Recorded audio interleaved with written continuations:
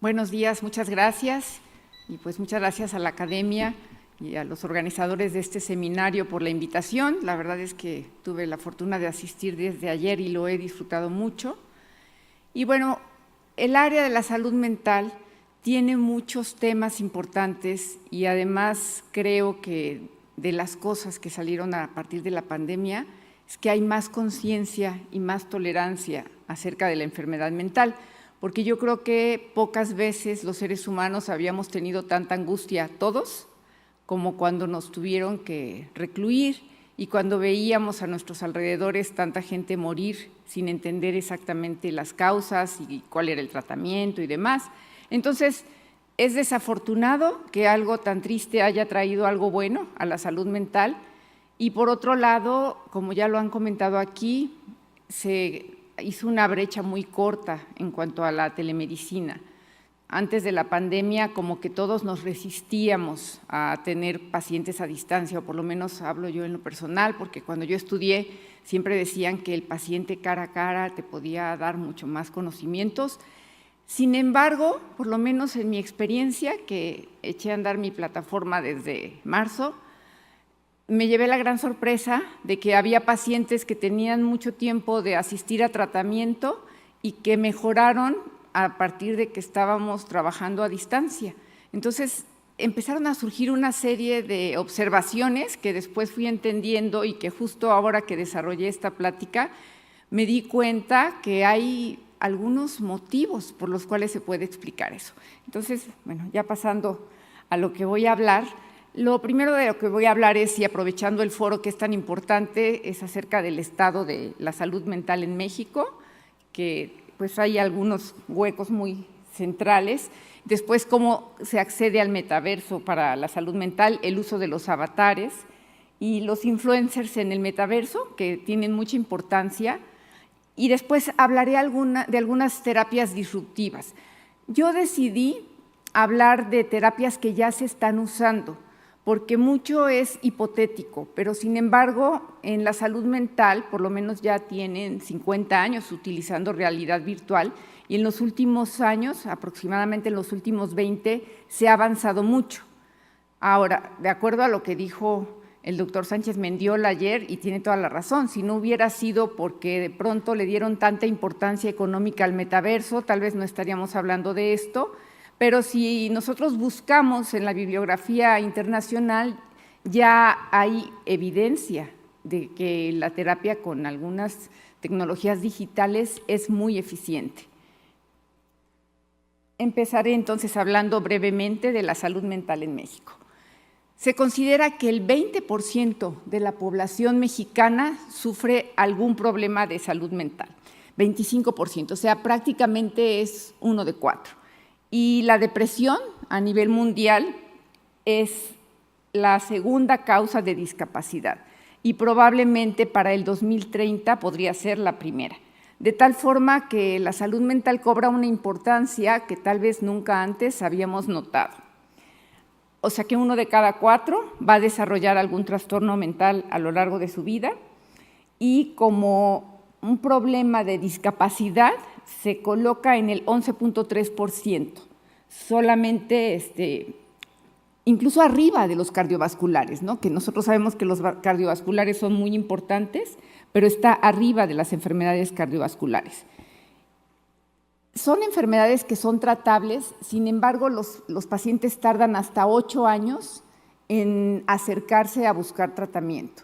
Y esto es algo muy grave porque las enfermedades mentales, en su mayoría, durante los primeros 6 meses de tratamiento tienen buen pronóstico y después del tiempo se agravan y su pronóstico se ensombrece de forma muy importante. Entonces, la razón, ahorita iremos viendo, por la que la gente no busca tratamiento justamente es el estigma. Entonces, bueno, estos son datos de la Secretaría de Salud, que la pandemia justamente aumentó a más del doble la prevalencia de la ansiedad y la depresión en nuestro país. Y se considera que en la actualidad 3.6 millones de personas adultas padecen depresión, lo cual es altísimo. Y estamos hablando aquí de 2 padecimientos, depresión y ansiedad, que muchos vienen de la mano, pero que a veces hay un grupo de trastornos de ansiedad que ahorita que veamos los tratamientos con terapias virtuales, funcionan muy bien con este tipo de tratamiento. El número de psiquiatras, como decía ayer el licenciado Valle, pues es reducido. Se calcula, los últimos cálculos hablan de que somos 4,600, lo cual habla de que es un psiquiatra por cada 30,000 habitantes. Es muy poco. De acuerdo a la OMS, deberíamos ser por lo menos 12,000. Ahora, últimamente se han sumado de una forma muy positiva todo el grupo de psicólogos y se considera que más o menos es 1 para cada 40,000 habitantes, lo cual también es muy reducido. Y bueno, psicología es una carrera que ha crecido mucho, pero como es muy troncal, algunos se dedican a recursos humanos, otros se dedican a educativo, y es un pequeño porcentaje el que realmente se va a dedicar a dar tratamientos clínicos, pero también se han vuelto muy importantes en nuestro país.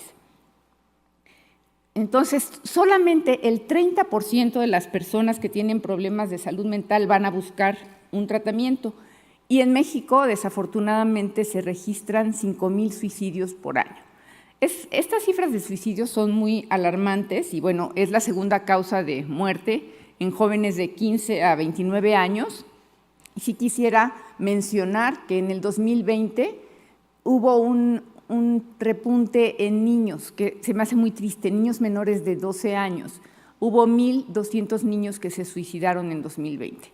Y esto habla de las terribles condiciones en las que ellos pasaron la pandemia, porque del mismo modo aumentaron los casos de violencia en casa, de abuso sexual, y nos fuimos prácticamente al primer lugar en pornografía infantil en el mundo, lo cual solamente nos habla de lo que pasó en esas casas en las que estaban recluidos estos niños, que nosotros hipotéticamente nos los imaginamos tomando clases en línea, cuando en realidad muchos de ellos estaban sufriendo una serie de abusos por parte de los adultos.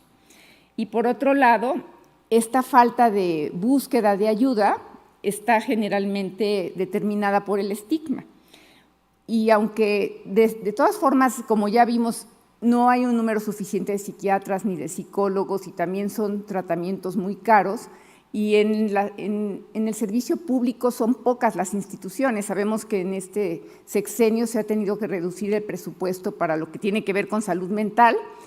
Entonces, todo ha operado como en contra, porque la gente está muy enferma, pero a la vez tiene menos acceso. Y hablaré nada más brevemente del estigma, para que lo tengamos un poco claro, y son todas estas consecuencias negativas que están basadas en prejuicios. O sea, la gente que tiene alguna enfermedad mental, como son enfermedades que no se ven, o sea, si alguien tiene, por ejemplo, un cáncer o un tumor, pues sabemos que tiene un tumor, pero una enfermedad mental pues tiene que ver con circuitos neuroquímicos que no nos damos cuenta. Entonces es el típico que le dicen al paciente, échale ganas, pon de tu parte, yo no sé por qué te pones en ese plan, cuando en realidad pues son enfermedades también físicas, ¿no? Perdón, se me adelantó. Ahora, por otro lado, hay estigma externo y hay estigma internalizado.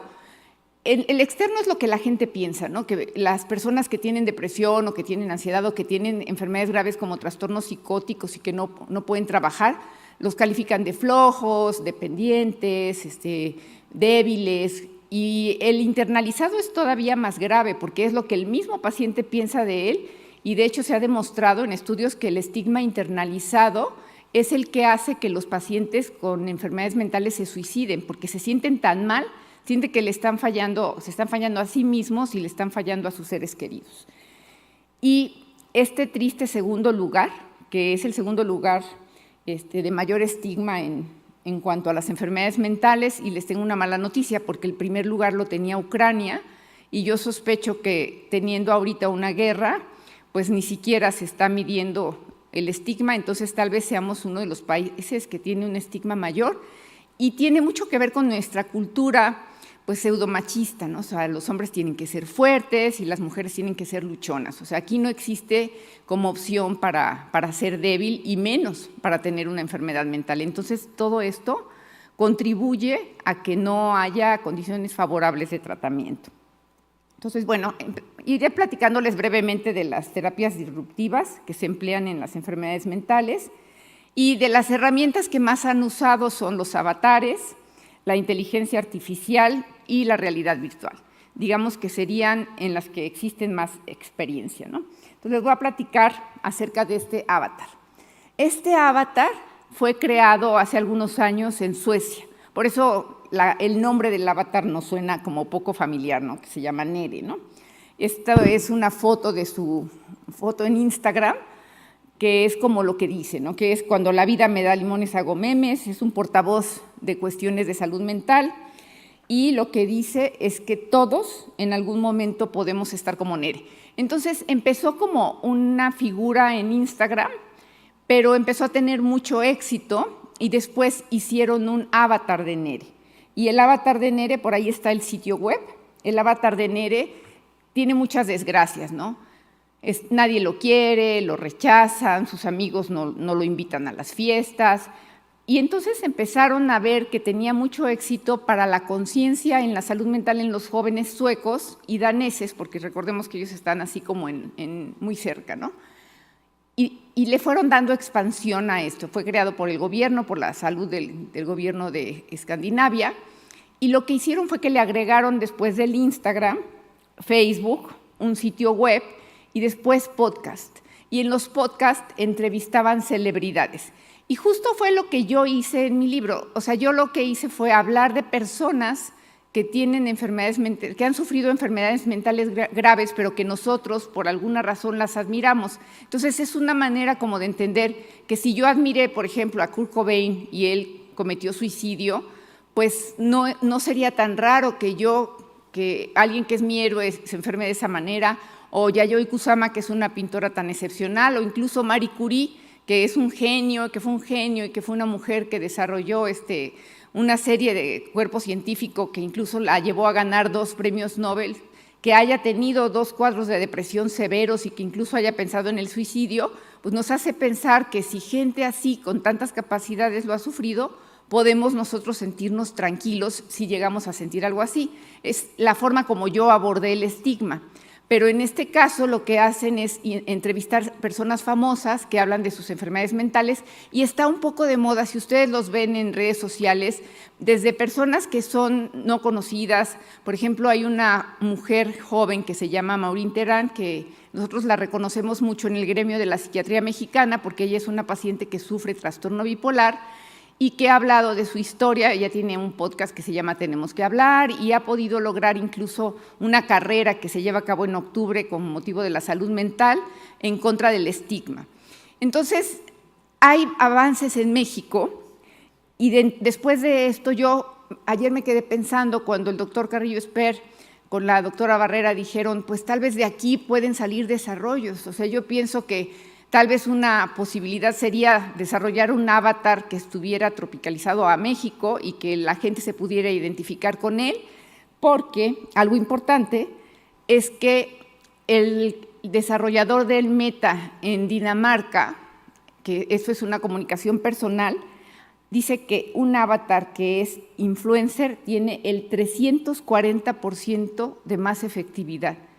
Y pues un poco explicándolo, como cuando alguien habla, pues es muy fácil criticar, porque al rato sale que si fulanito tiene depresión, pero por ahí no falta quien le saca la historia de que a los 10 años, no sé, le regalaron un viaje carísimo y como que tuvo un viaje carísimo y tiene depresión. Entonces, como que un avatar influencer es alguien más neutral y con menos tema, ¿no? Entonces, bueno, antes de pasar a lo siguiente, yo me tomé el atrevimiento de ser mi avatar, que es un policía que lucha contra el estigma, y dentro de todo, un poco lo que yo hago justamente es dar información, y en medios digitales, específicamente como Expansión, ahora antes Twitter, hay mucha gente que pone cosas falsas, y el poder contestarles y explicarles en qué están basadas las enfermedades mentales o por qué lo que están diciendo es falso, pues es parte de un trabajo que un grupo de psiquiatras de varios lugares del mundo y de México hemos hecho y nos denominamos Comando Psycho, que es estar buscando estas informaciones falsas o cuando atacan a alguien que sufre una enfermedad mental, pues entrar un poco como en su defensa. Entonces, por eso me tomé el atrevimiento de hacer este avatar festivo, ¿no? Ahora, vamos a ver un tratamiento con realidad virtual. Este es un ejemplo de algo que sí ya se hizo. Fue desarrollado hace aproximadamente 6 años en la Universidad de Oxford. Las principales herramientas que utilizaron fueron estos lentes, que son los famosos lentes MetaQuest, que son para ver y sentir y escuchar, que es realidad virtual. Incluso tiene un sensor como para sensaciones y, bueno, un programa de computación.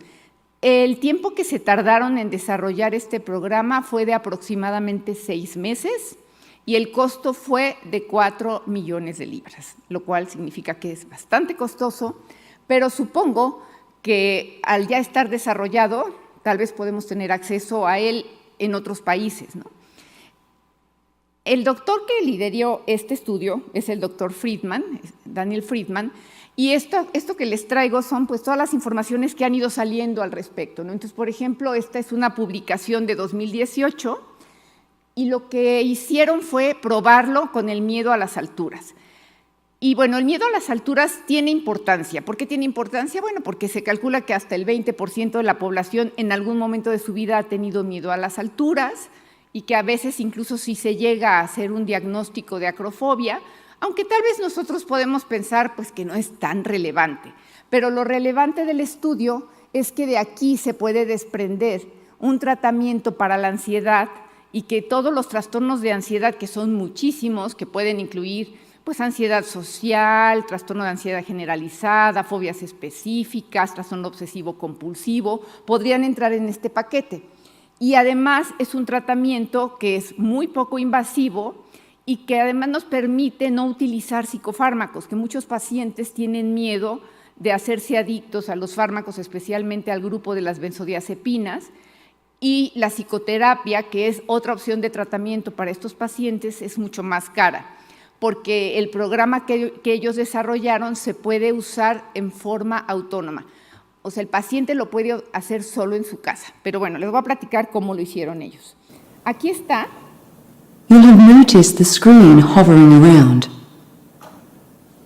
It'll display information about what you're doing and help you track your progress.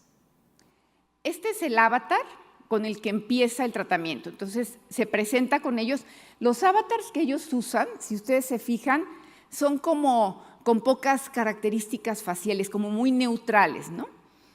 Y parece que esta característica del avatar es algo positivo para los pacientes. Entonces, aquí lo que hicieron, el diseño del estudio fue el siguiente. Encontraron 100 personas, o sea, convocatorias, ya saben, en radio, en medios de comunicación, 100 personas que tenían miedo a las alturas y que nunca habían recibido tratamiento, era uno de los criterios. Que tuvieran arriba de 18 años, que no tuvieran enfermedades graves, porque el miedo a las alturas produce muchos síntomas físicos. Por ejemplo, tienen eruptos, tienen taquicardia, tienen ansiedad, tienen salivación, o sea, tienen muchos síntomas. Entonces, lo que hicieron fue que dividieron el grupo en dos. O sea, uno eran 50 a los que sí les iban a dar tratamiento y 50 a los que no les iban a dar tratamiento. A los que no les iban a dar tratamiento les llamaron grupo control. Obviamente, después del primer periodo también les iban a dar tratamiento, pero querían ver qué pasaba, ¿no? O sea, cómo funcionaba el tratamiento. Entonces, a todos les aplicaron una escala para medir el miedo a las alturas y después de cierto puntaje se hacía el diagnóstico de acrofobia y se les aplicaba este tratamiento, que era 2 veces a la semana el tener el contacto con el avatar y el hacer este tipo de terapia. Una de las consultas era en la universidad, en uno de los consultorios con un psicoterapeuta que los acompañaba y también los iban acompañando. Entonces, no es de sensibilización sistemática, es ir venciendo los miedos. Entonces, por ejemplo, aquí se presenta el avatar y ahorita les voy a presentar un video donde sale un edificio de 10 pisos, entonces le preguntan al paciente hasta qué piso cree que llegaría sin miedo, por ejemplo, ¿no? Entonces él va como escogiendo pues al segundo, pues al tercero, y van haciendo ejercicios. La siguiente que traigo es un video que está en YouTube, que es del doctor Friedman, por eso se oye de pronto como si la gente comentara, porque están ahí, y aparentemente el doctor es muy simpático y hace reír a las personas. Y después de que sigue, vamos a ver un paciente en tratamiento. aquí va a presentar el avatar, el lugar. Much time as you like to look around. You'll find there's something happening on every floor, right up to the very top of the building. Not to mention our floating whale, Wilbur.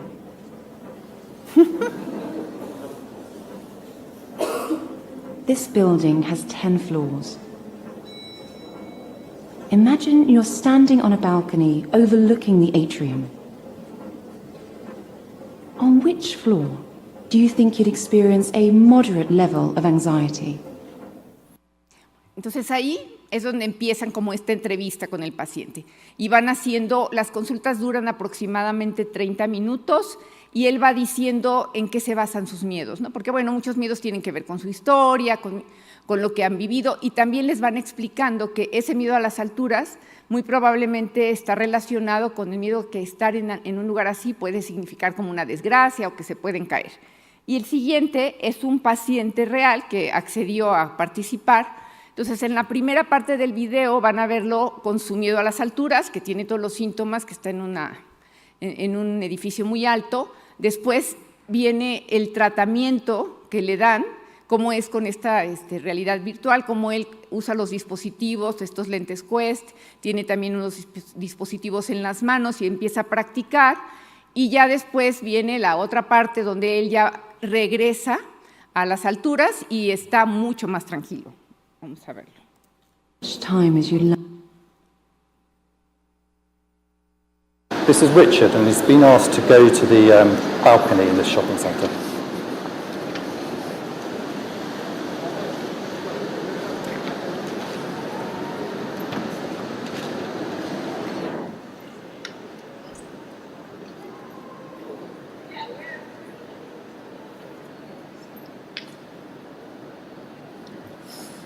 It's tough. And therapy is tough too.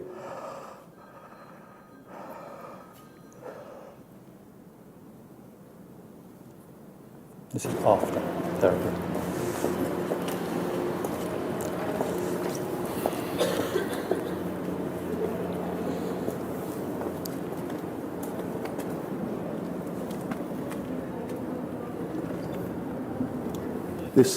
This would have been simply impossible 3 months ago.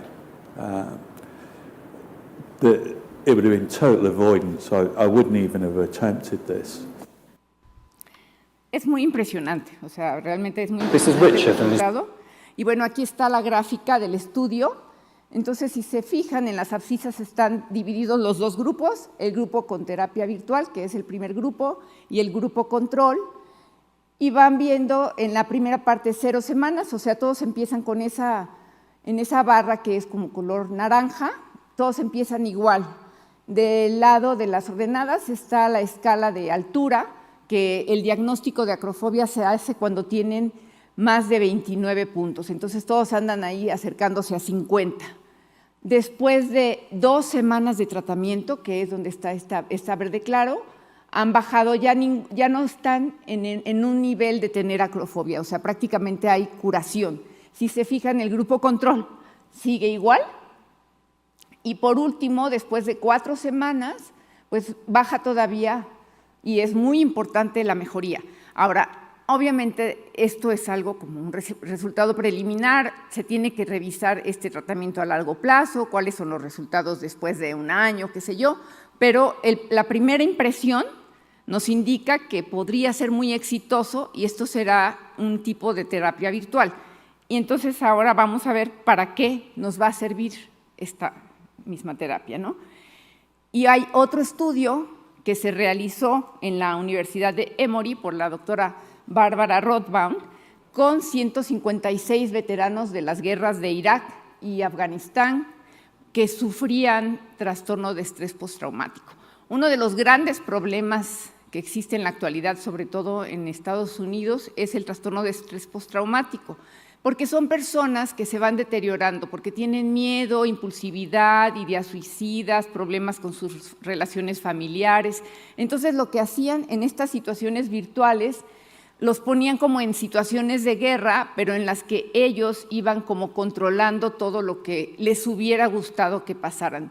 Digamos que parte de lo que una psicoterapia hace es una experiencia correctiva. O sea, digamos que si te trataron mal en tu vida, pues tú vas a hacer todo lo posible para tratarte bien y el terapeuta te va a ayudar. Es un aprendizaje a respetarte a ti mismo y a que los demás te respeten.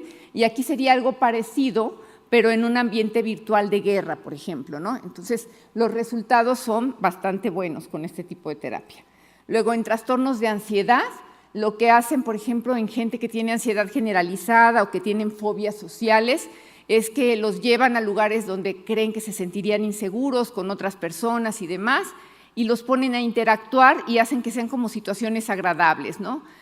O sea, que ahí sí les hacen caso, que sí los tratan bien, o las fobias a insectos, a las alturas. Y este estudio, que es un estudio de un coreano, que es el doctor M.G. Park, hace un metaanálisis donde revisa 30 papers que hay alrededor acerca de todo el uso de estas realidades virtuales, y los resultados son bastante buenos, tanto para los trastornos de ansiedad como para esquizofrenia. Con esquizofrenia hay un trabajo que lo llevan en diferentes partes del mundo, pero todavía está como muy reservado. Pero les platico un poco porque este es un tipo de terapia que se llama interactiva. O sea, los pacientes que sufren esquizofrenia tienen alucinaciones auditivas y a veces visuales. Entonces, a través de esta terapia, lo que hacen es que el desarrollador y el psiquiatra trabajan en elaborar avatares con el paciente que sean como los personajes que los persiguen o que ellos escuchan las voces. Entonces, por ejemplo, hay un caso de una paciente que escucha las voces y ve a 8 personas. Entonces, a cada persona le va a ir dando una cara, un cuerpo y una voz. Y el que sea interactivo quiere decir que el paciente va a controlar cómo se comporta la alucinación. E incluso en algunos pacientes se reporta que dejan de tener esas alucinaciones. Esto es muy interesante. Hay un trabajo que está llevando a cabo este doctor Dussert, que es un joven, y lo está haciendo en Toulouse y aparentemente va muy bien, pero de esto falta investigación. En demencia hay falla cognitiva leve, también ya hay estudios. Los ponen 2 veces por semana con realidad virtual y bueno, son pacientes que al principio están como muy apáticos y los resultados es que ayuda a detener el deterioro. Digamos que mientras llegan todas estas nuevas terapias para las demencias, probablemente puede ser una opción.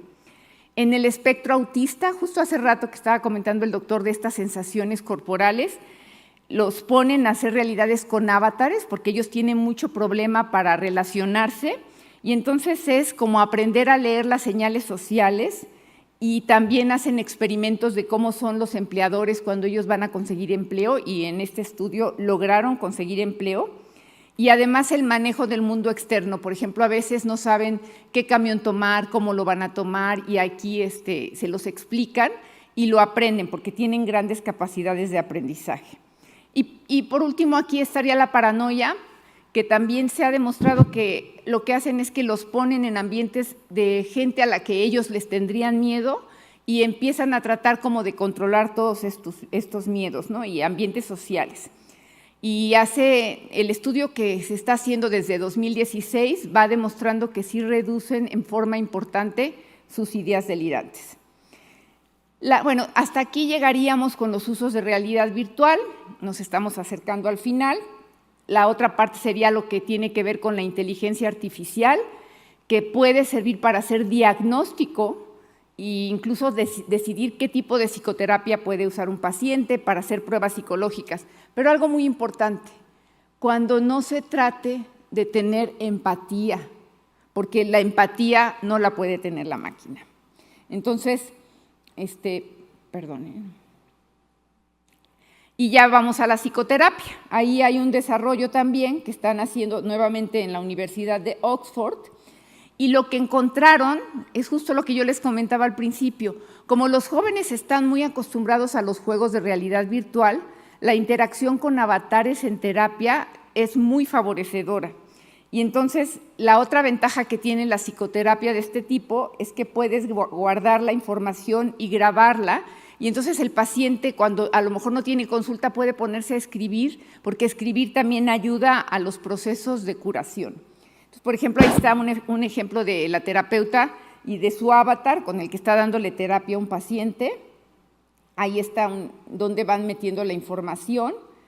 Y finalmente, bueno, son opciones que se están desarrollando, pero siempre para dar psicoterapia va a tener que haber una persona del otro lado. O sea, eso sí no se va a poder hacer a través de una máquina, porque la intuición y la empatía no lo vamos a encontrar en una máquina. Y bueno, terminando con esto, tenemos que están en desarrollo estas tecnologías disruptivas para el tratamiento de las enfermedades mentales, que ofrecen posibilidades, pueden ser una esperanza, y bueno, hay que hacer más estudios de trastornos psicóticos, parece que los de ansiedad dan resultados rápidos, y creo que nosotros tenemos que estar abiertos a estas terapias, ¿no? A cómo funcionan. Esto es un efecto, perdone, ya estoy terminando, pero quería ganarle al ruido, pero no pude. Y bueno, quise terminar con esta frase de Camus porque me encanta. O sea, sigo suponiendo que este mundo no tiene un sentido superior, pero sé que hay algo en él que sí tiene sentido, y es el hombre ante su prójimo, porque ese encuentro le da sentido a todo. O sea, no importa cuánta tecnología haya, siempre va a tener mucha importancia el contacto humano, y eso nunca lo tenemos que perder. Y al final les pongo ahí mis redes, y justamente yo uso el avatar de la princesa Leia, porque la princesa Leia, que fue escenificada por Carrie Fisher tuvo una gran lucha contra el estigma en la enfermedad mental, porque ella sufría trastorno bipolar y tuvo grandes logros a lo largo de este trabajo, y pues quiero agradecerle su atención.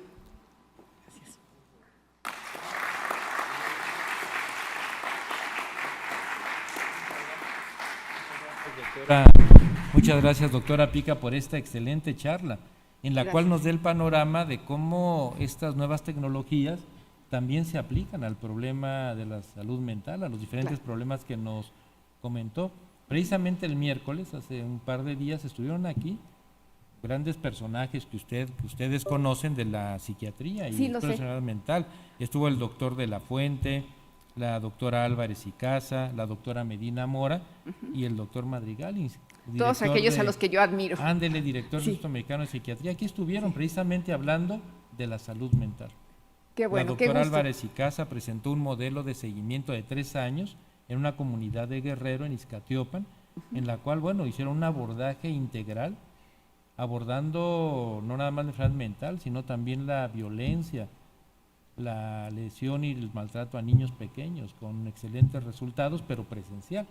Y como bien lo dijo, llegar a todos los pacientes que tienen un problema de enfermedad mental no es sencillo. Expertos como usted hay pocos, y enfermos sabemos muchos. Y estos nuevos desarrollos ayudan a acercar y abordar los tratamientos. Yo creo que van a ser muy buenas opciones, y yo creo que son algo que vamos a tener muy cerca. Claro. O sea, a lo mejor en unos años, ¿no? Pero... Y es una realidad. Le comentaba al doctor Gutiérrez Cirlos que en la Universidad de Stanford desarrollaron un programa precisamente con estas tecnologías de apoyo psiquiátrico a cualquier hora del día. Dice, si tu psiquiatra no está o tienes un problema, acude. Entonces le pican ahí al programa de inteligencia artificial con su chatbot y todo, y los asiste con crisis de ansiedad, depresión, cuando tienen ideación suicida. Entonces el programa, hablando como una Alexa, les va hablando, los va calmando, les va diciendo, va interactuando con el paciente. Imagínense el desarrollo. Claro, es hasta que llega ya la ayuda de los médicos o quien va a auxiliar al paciente o la familia. Pero esto es ya la realidad de lo que se está haciendo, y los avances como los que presentó usted aquí, que son impresionantes. El paciente que tenía miedo a las alturas, y bueno, el programa y claro, la orientación de sus médicos le ayudó a que lo pudiera superar. Sí, muchas gracias, doctor. Justamente el que puedan ayudar a alguien en un riesgo suicida alto es muy importante, porque el suicidio es una decisión que es total para un problema temporal. Claro. Muy frecuentemente esos pacientes después podrían resolver ese conflicto y salir adelante sin problema, ¿no? Y que lo tienen a cualquier hora. Claro. Por eso el programa de Stanford, pueden hablar a las 2 de la mañana, a las 4 de la mañana, a las 9 del día, o sea, y los asisten, lo que llega, lo detectan y mandan la ayuda. Sí. O sea que vean cómo estas tecnologías disruptivas llegan a todos los niveles de atención, incluyendo en este escenario que es muy importante a nivel global de la medicina. El doctor Ramón de la Fuente, en una de las últimas acciones que hizo allá en la ONU, fue precisamente dictaminar o comentar de que la salud mental es un problema serio que impacta a nivel global y que fue aplaudido y fue aceptado por todos los integrantes del Consejo de Seguridad. Bueno. Así que eso es muy importante y los problemas de salud mental, la enfermedad, es más frecuente de lo que uno se imagina. Así es. Y no se ve. Y los médicos los ven todo el tiempo, claro, porque muchas veces el paciente no llega con el psiquiatra y hay colegas que dicen, habló 40 minutos, claro, por favor te lo mando a ti porque lo que tiene es psiquiátrico, claro, porque prefieren cualquier otro médico que no sea un psiquiatra. Así ¿no? es. Sí. Pues bueno, de ahí la importancia de su charla, que Muchas viene a gracias, complementar, doctor, como la plática del doctor Gutiérrez Reyes, el otro lado de Janus, ¿me entiende?, que es la salud mental, y que seguramente está dentro de los determinantes sociales de salud, y más en estas épocas que vivimos, el estrés postraumático y otras cosas más. Pues sin salud mental no hay bienestar. Así es, de acuerdo. Muchas gracias. Gracias, doctor. Bueno, para dar continuidad a...